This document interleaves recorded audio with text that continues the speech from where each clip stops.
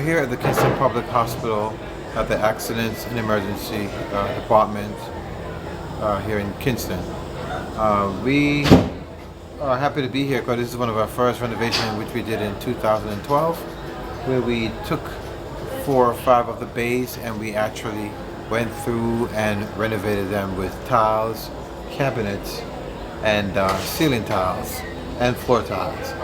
This is our first project we started here, and it was possible because of a collaboration between the Jada Foundation, Kingston Public Hospital, and it was a success.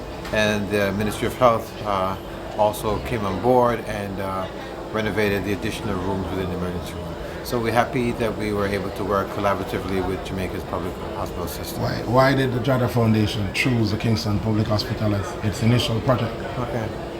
The reason why it was a natural fit for us to choose the Kingston Public Hospital for this renovation is because of, as I said before, our local partnership. Our local champion was Dr. Hugh Wong on this project, and I knew that every dollar that I sent to Jamaica for this project would go into this project.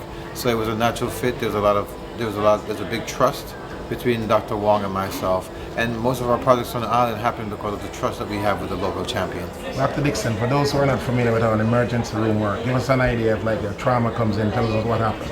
Basically, the traumas would come in through the ambulance bay. They would be put on a stretcher or gurney and would be swiftly brought to this department. This is the main resuscitation area here at the Kingston Public Hospital. Right. They would be placed on one of these stretchers here. Right. And they're stretchers, they're not beds because they have to, the same stretcher will have to bring the patient to the OR in many cases. Right. So a patient is assessed, the ABCs are assessed, the airway, breathing, and circulation is assessed. Any necessary stabilizing measures, chest tubes, endotracheal tubes would be placed here to stabilize the patient. And either they would work on the patient here in the bay to stabilize them, especially for those traumatic arrests, or they would be transported to the operating room, or many of them can remain here for observation in some cases. Right.